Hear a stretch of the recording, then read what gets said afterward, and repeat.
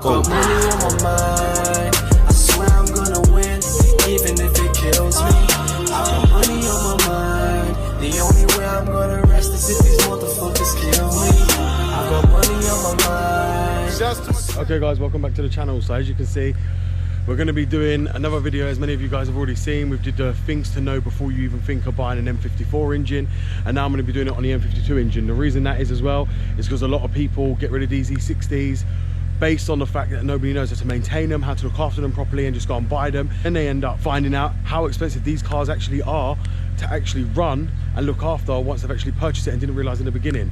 And then they don't even seem to think, well, the reason why people are actually getting rid of these, the most common reason why people get rid of these is because of that reason, because they're so expensive to maintain. People can't afford to look after them and maintain them. So I'm going to show you all the common things you need to look for and what needs to be addressed on these cars, again, before you can even think of driving them. Now, these cars are relatively really cheap now. They're going down in price as the years go down. And as time goes on, they're getting cheaper and cheaper and cheaper, because obviously they rack up more mileage, they're having more problems, so people are selling them for cheaper. And as you know, the most common problem why people get rid of them is because of electrical problems. So I'm going to show you the things you need to look for on this engine before you even think of buying it. So I'm going to be showing you right now what you've got to look for on the M52 engine. So the first thing you need to really come and look for when you come and buy this car, the first one I would always recommend you look for is the oil filter housing gasket. Make sure that has been changed, because if that hasn't been changed and that's leaking oil anywhere, you will have a lot of problems that can end up going on the belt, and obviously affecting the belt and derailing the belt, and they're getting caught in the crankshaft. So you want to make sure that ain't leaking. The best way to know is if it's leaking down the block, and you'll see straight down there onto the block if there's oil or coolant leaking down there onto the block. That's the best and easiest way to tell. The next one you're going to want to look for as well is make sure the timing is advancing properly, and there's no issues, no rough running when cold. Usually that points to the Valve solenoids, which are just down there, where obviously they're not pumping enough oil pressure up to the adjusters to advance the timing. They again are electronically controlled, and when they go bad, they'll cause your car not to advance the timing properly, and they'll also you'll lose a lot of low down power. The next thing you guys are going to want to make sure is that make sure the idler pulley ain't scored, which is just on the alternator, which you can see there. As you guys know, I changed my one to make sure the tension is fine. They like to give up because they use aluminium bolts, remember that, and they're very light and very easily cracked, and they do come out, and when they come out, you end up with your belts coming derailed. It's a common problem. The tensioner does give up on these, and it will just derail your belt. So make sure you change that on, or ask the owner if it's ever been changed. And if it hasn't been changed, go ahead and change it yourself. It's not a hard job. You can look at my previous videos to find out how to do that.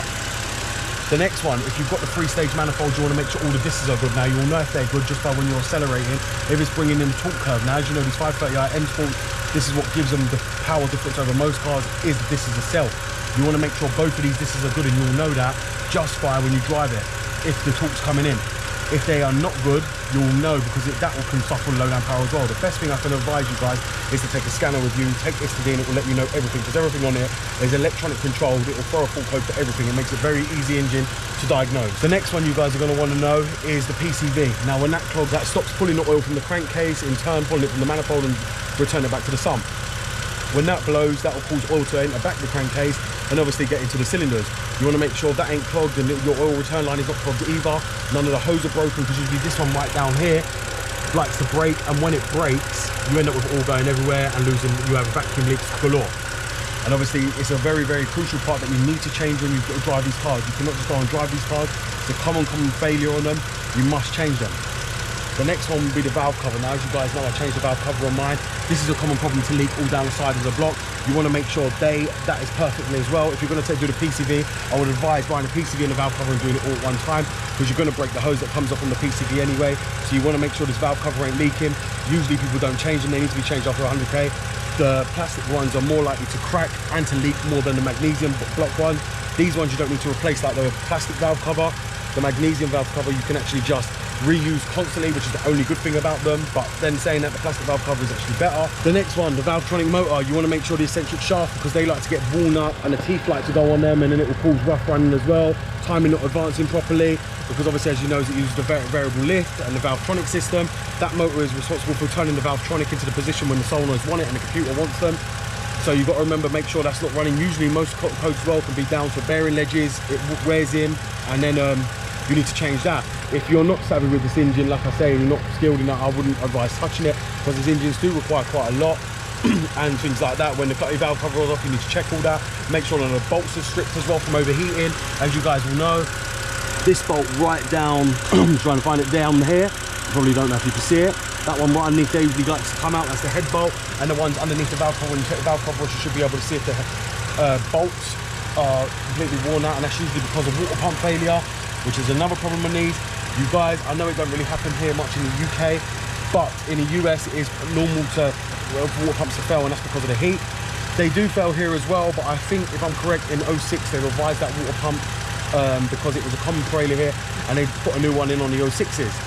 That's not to say that this one is, it's not to say many other cars are, but I know they revised it and changed the water pump and thermostat. If yours ain't been changed, you don't have no history of it being changed, go and change it. As you guys will be aware, my 61 I did have it changed, and that's another thing I'm going to tell you. Be careful when you buy an M52 B25 engine, or if it's the 523i, avoid it. BMW on the M52 BT3 suffered valve stem seal problems, where it'd lose oil consumption. It's a common problem. They had valve stem seal problems. You need to avoid that engine immediately. My best advice to you, if you're going to buy a 525, I'll make sure it's got the M54 engine in it. The next one you're going to want to look for is this boot right here. A lot of people, when they take this off, don't plug it back on properly. And the same with the MAF sensor. You want to make sure all this is all properly connected. There's a common problem that this boot never gets rejoined, and you end up losing power when you throttle it. Obviously, the other common problems are this little water neck here that runs back down to the water pump. You want to make sure you replace that when you change the water pump as well. That does come off with the 2 bolts. It does seize on, so you have to cut the hose off and rejoin it back on. It is quite a flexible hose, so you can do it any kind of way. But you want to make sure that that hose does, you change that hose because it gets stopped up from all the water and the coolant entering. Same with this, make sure your oil's been changed, make sure the oil's good on it, because a lot of people try and trick you with these engines. Because they know you don't have a dipstick, they'll try and lie to you and tell you that the oil's been changed when in fact it hasn't been changed. The reason they do that is because you can't check the oil, and they know that, so they can actually lie to you. They can top it with all dirty oil, and you'll never know if it's actually been changed. So my best advice, if you're going to buy one of these, get the oil changed immediately. The next one you're going to want to make sure is when you take the valve cover off, make sure you put this ground connector, as you can see right here, it comes off from the valve cover there, you don't ever disconnect it here. That ground controls the ignition cord. Now a lot of people always forget to put that back in, this ground right here, and they end up with the car not starting, no crank, or it's running very rough. Make sure you put that ground and make sure it's grounded back properly. It's very, very misdiagnosed. A lot of people don't even know that ground controls the ignition coils. The next one you're going to want to make sure is your power steering hoses are all fine as well, and all the power steering reservoir is fine, because that is another problem they like to perish. As I said to you, people on these cars very bad. A lot of people neglect them. They've got the money to buy them, as I always say.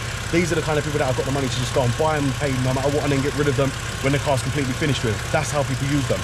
You know, they're not the so rich who buy them out of the dealer, but they're the rich people that buy them once they become second-hand and cheap enough, because nobody wants to lose money while coming off the forecourt.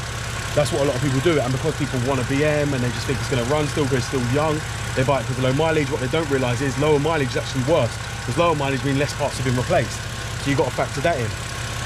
As I say, guys, there's just many common problems on this engine you've got to be aware of, and you have to change them. As you guys know as well, the hydraulic lifters, they like to tick on the 06s. On the plastic valve cover, they revised that, but these ones like to tick. As you see, my one is not ticking. I've sorted that problem. You guys need to be aware of that. I use a product called Forte hydraulic lifter treatment. Make sure you put that in. It gets rid of it immediately. When I got the car, I had it. Since then, I've had no issues with the hydraulic lifter thing. I don't have no smell of burning oil. You guys want to make sure of that as well, that this car don't smell of burnt oil. You've got the valve cover leaking onto the exhaust, oil filter housing gasket leaking down here, or it could be your sumps leaking as well. It can be many kind of things. As I said to you, this engine is not a bad engine at all. It suffers with it's got a lot of electronics that make it run, but it also gives it a lot of power as well. So you guys have got to factor that in. This engine is a brilliant engine, I think, a cracking engine. I do like the M54 because it runs so smooth, but M52 I'll always pick because this engine is just solid, reliable, and it's just punchy, and you can't beat what it delivers. This engine delivers phenomenal power and great driving. But like I say, guys, there's not many things you've got to really look for on this engine. As long as you know what to look for on a car, and you're, as I said to you before, you're not a retard and you're willing to take the time out and repair it yourself, these cars can be had very cheap. And not only just very cheap, you can actually go and get them repaired and have a nice car, which the other person couldn't have before that, because most people, like I said to you, get rid of them when they're completely destroyed and then just put them in the ground. That's what a lot of people do here in the UK as well. They gutter them, drive them until they're no longer drivable, and then get rid of them. And that is because people don't want to put money into them. People want to look cool. As I said to you, in the UK here, people care about the bodywork and not so much on the engine side.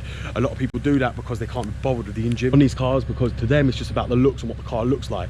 That's what a lot of people do. Like I said, there's a lot of things you need to look for in this car. As I said to you before, make sure the electronics are fine, as you see mine are. You want to make sure the parking sensors are fine. That's another common problem on these. You just want to go over this car. Like I said to you, my best advice to you on this car itself is, like I said, take It's the D of you. That'll be your best friend, and it will lead you to what's wrong with this car immediately, without you having to worry about, oh my god, is this going to be wrong with it, is that going to be wrong with it. Take It's the D, you'll know the fault codes immediately, and you can walk away if you want, or not buy it if it's something more serious.